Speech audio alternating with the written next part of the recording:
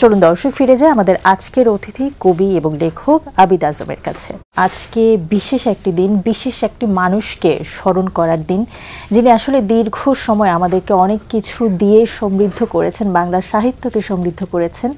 এবং আমার কাছে যেটা মনে হয় যে সাহিত্যের এমন কোনো জায়গা নেই যেই জায়গায় তিনি আসলে বিচরণ করেননি।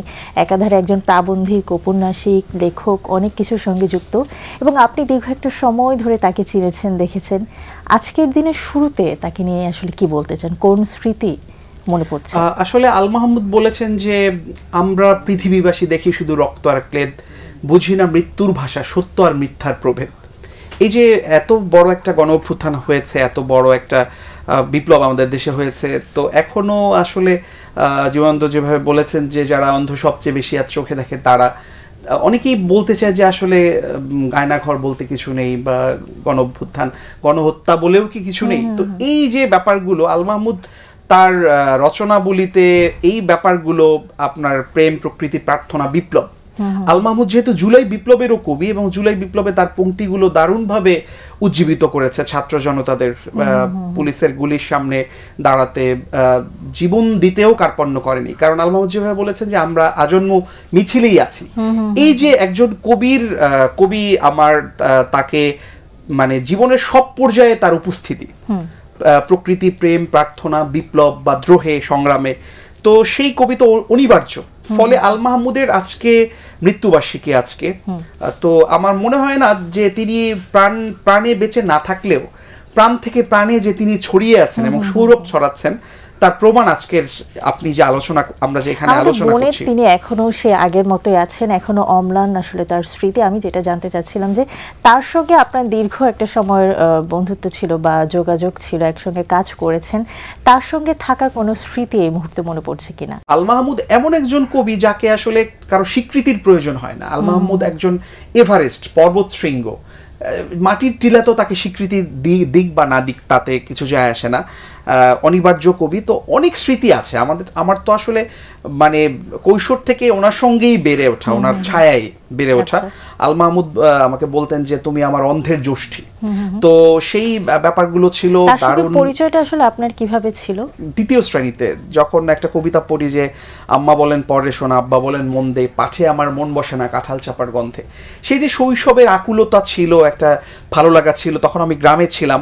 তো সেই ভালো লাগাটা আসলে বাড়তে থাকে। পরবর্তীতে একটা বইয়ে তার ছবিটা দেখতে পাই এবং ঢাকায় এসে আমি যখন 10ম শ্রেণীতে পড়ি তখন তার সঙ্গে আমার ঘনিষ্ঠতা হয় এবং সেই ঘনিষ্ঠতা একেবারে মানে আমার পুরো তারুণ্য সময়টাকে তার সঙ্গে থাকা বা তার লেখালেখিতে সহায়তা করা, সাহিত্য বিষয়ে তদারকি করা বা ডিকটেশন করা বা তার রচনাবলী সম্পাদনা করা, লেখা সম্পাদনা করা। এবং আল মাহমুদ যে রচনাবলী আছে সেটাও অন্যতম, আমি একজন সম্পাদক এবং সংকলক। এর বাইরেও নানান বই বা নানান লেখা, আমি ছোট একজন সাহিত্যকর্মী হলেও তিনি আমাকে এই রাইটটা দিয়েছিলেন বা তার ডিকটেশন করা। তিনি যেহেতু নিজে লিখতে পারতেন না, তিনি বলতেন, আমরা লিখতাম। তো এই কাজগুলো তার সঙ্গে বা তাকে মানে জন্মদিন পালন কিংবা এই বিষয়গুলো, আল মাহমুদ বিষয়ক সংগঠন, গবেষণা কিংবা চর্চা, এই ব্যাপারগুলোর সঙ্গে আমরা সম্পৃক্ত ছিলাম। আমৃত্যু তার সঙ্গে থাকার সুযোগ আমৃত্যু ছিলেন এবং বলা যায় যে তাকে একটা দীর্ঘ সময় ধরে আপনি দেখেছেন, চিনেছেন। তার সম্পর্কে আমরা যেটা জানি যে একেবারে তিনি সাবলীল ছিলেন বা সহজ সরল জীবনযাপন করতেন। ঢাকায় যখন এসেছিলেন তখন এভাবে বলা হয় যে স্যান্ডেল পড়ুয়া ছিল, গেরুয়া বসনে তিনি ঢাকায় এসেছিলেন।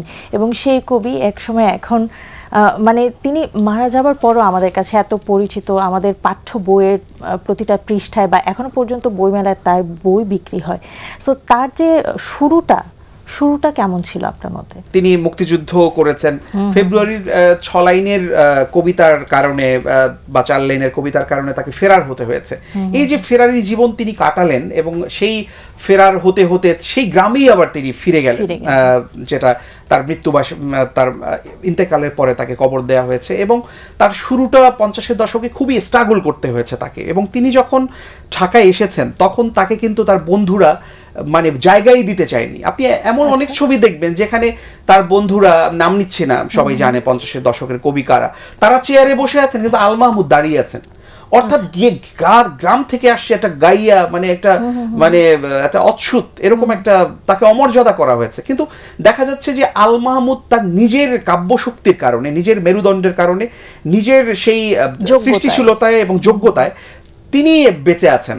আজকে অনেক কবি কিন্তু নেই, কিন্তু এটাই হলো তার অনন্য বৈশিষ্ট্য। এবং পরবর্তীতে তিনি মুক্তিযুদ্ধ করেছেন বা মুক্তিযুদ্ধের সময় ভূমিকা রেখেছেন, এবং আপনি দেখবেন যে এই জুলাই বিপ্লবে তার কবিতা অপরিহার্য ছিল, পংক্তিগুলো। ফলে তার একজন কবির বেড়ে ওঠা বা অনেক সংগ্রামময়। আল মাহমুদ বলতেন যে একজন কবিকে পুরো জীবন মানে সাহিত্যে সাধনা করতে হয়, একটা জীবন খরচ করতে হয়, এবং এই জীবন খরচ করার পরে তিনি হয়তোবা তার কাঙ্ক্ষিত সফলতা পেতেও পারেন, নাও পেতে পারেন। কিন্তু আল মাহমুদ তো আপাতমস্তক একজন সফল কবি, একজন সার্থক কবি, কারণ তিনি জাতিকে স্বপ্ন দেখিয়েছেন, এবং স্বপ্ন দেখিয়ে তিনি তার রূপালী আঙুলের যে ঝর্ণাধারা, সেই ঝর্ণাধারা প্রবাহিত হবার ফলে বাংলা সাহিত্যের ফসলি জমিনকে এতটা উর্বর করতে তিনি পেরেছেন। তার বিপ্লবের গল্পটা শুনলাম, তার যে স্নিগ্ধ যে কবিতাগুলো আছে, উপন্যাসগুলো আছে, সেগুলো সম্পর্কে একটু শুনতে চাই। আমি নাম ধরেই বলছি, জসীমউদ্দিন বা জীবনানন্দ দাশ, রবীন্দ্রনাথের কথাই না বলি, শুধু আমার সোনার বাংলা, আমি তোমায় ভালোবাসি, এই এত অপরিহার্য এবং গুরুত্বপূর্ণ কবি, তাদের কবিতাগুলো কিন্তু বিপ্লবের সময় আমরা অতটা কাজে লাগাতে পারিনি যতটা কাজী নজরুল ইসলাম, আল মাহমুদ, ফরুক আহমদ, তাদের কবিতাগুলো কাজে লেগেছে। অর্থাৎ আপনি আপনার সংগ্রামে বা দ্রোহে এই কবিদের আপনি পাশে পেয়েছেন, মুক্তির যে কোনো সংগ্রাম হোক, অভ্যুত্থান হোক। আপনি যেমনটি বলছিলেন যে আসলে আল মাহমুদ যেভাবে প্রেমের কবি, সেভাবে প্রকৃতির কবি, দ্রোহের কবি এবং ভালোবাসার কবি। সোনালী কাবিনের জন্য তো তিনি বিখ্যাত, এবং বলা হয় যে এই কাব্যগ্রন্থটা বাংলা সাহিত্যের ট্রেডমার্ক, মানে সিগনেচার পোয়েম, এবং বাংলা সাহিত্যের আধুনিক বাংলা ভাষার স্তম্ভ, অন্যতম স্তম্ভ।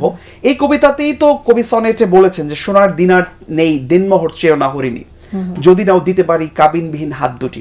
তো এভাবে প্রেমের বর্ণনা তিনি দিচ্ছেন, এবং এই প্রেম কিন্তু কোনো অবৈধ প্রেম না, মানে তিনি কাবিন বলছেন, সোনালী কাবিন।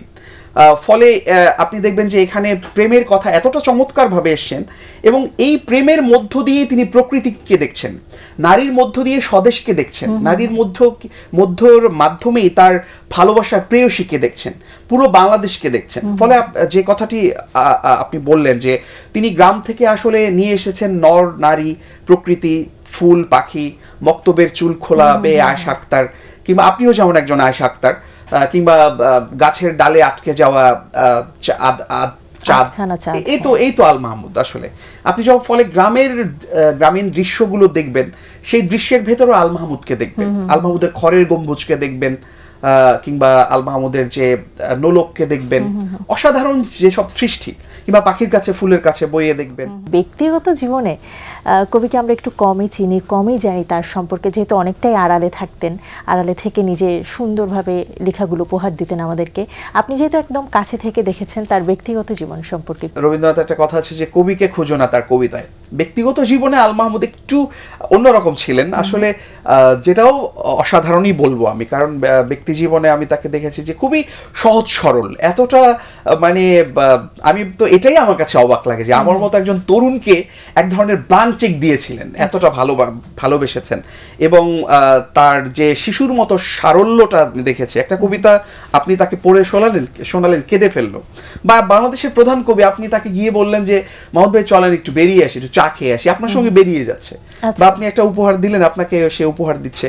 তো এই যে সরলতা, মানে এটাও কিন্তু পার্ট অফ লিটারেচার, মানে তার মানে এই যে বাস্তব জীবনেও একজন মানুষ কতটা অনেস্ট, এটাও কিন্তু গুরুত্বপূর্ণ। কারণ একটা কথা আছে যে মানে সৃষ্টিশীল মানুষের সৃষ্টিকর্মের চেয়ে মানে তার সৃষ্টিশীল ব্যক্তি হিসেবে তার মহত্বটা গুরুত্বপূর্ণ।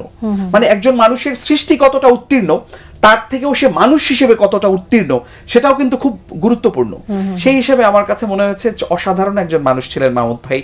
আমার সাথে অনেক মান অভিমানের সম্পর্ক ছিল, অনেক অম্ল মধুর অনেক বিষয় ছিল, এবং ব্যক্তিগত জীবনে নানান পোড় খেয়েছেন। মানে আমি বলবো যে বৈচিত্র্যপূর্ণ জীবন তার। দেখা যায় যে যখন আমরা সফলতা দেখি কোনো ব্যক্তির, সেটা দেখে আমরা অনেক বাহবা দেই। পিছনে যে কঠিন যে কত বন্ধুর পথ পাড়ি দিতে হয়েছে সেই জিনিসগুলো আমরা অনেকেই জানি না।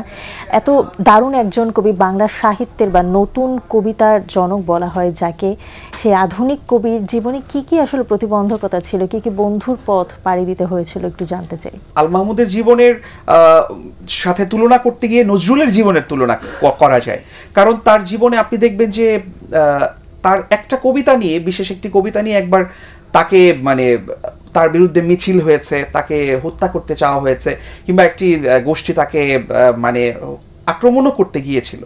তো এই যে এই স্ট্রাগলটা তো আসলে আল মাহমুদের জীবনে শুরু থেকেই ছিল। যেহেতু তিনি 52 ভাষা আন্দোলনের 4 লাইনের কবিতার কারণে ফেরার ছিলেন, সেই তো তার স্ট্রাগল শুরু। পরবর্তীতে ঢাকায় এসে নানান ঘাত প্রতিঘাত মোকাবেলা করেছেন তিনি। আপনার চাকরি ছিল না, এতগুলো ছেলে মেয়ে তাকে মানুষ করতে হয়েছে।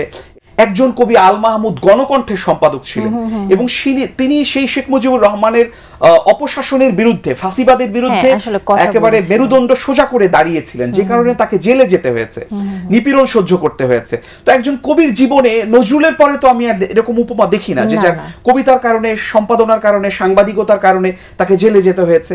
এবং সেটাই শুধু না, পরবর্তী জীবনে তাকে এই যে শেখ হাসিনা সরকার তাকে এমনভাবে অন্যায় মানে শোষণ চালিয়েছে, তার প্রতি তার রাষ্ট্রীয়ভাবে স্বীকৃতি দূরে থাক। আমার মনে পড়ে যে তার ইন্তেকালের পরে যে যখন মিডিয়াকে প্রথম ব্রিফ করি আমি, যেহেতু তার প্রধান সচিব হিসেবে আমাকে ট্রিট করা হতো, তো তখনও সেই ব্রিফিং করার কারণে আমাকে বিশেষ একটি সংস্থা থেকে আমাকে যেভাবে মানে তিরস্কার করা হলো, সেই রাতে তো আমি ঘরেই যেতে পারিনি। আজকে আমরা আসলে কবির সম্পর্কে অনেক কিছু জানতে পারলাম, অনেক অজানা তথ্য, যেহেতু আপনি অনেক কাছে থেকে ছিলেন। আপনাকে অসংখ্য ধন্যবাদ জানাতে চাই আজকে আমাদের সঙ্গে যুক্ত হওয়ার জন্য।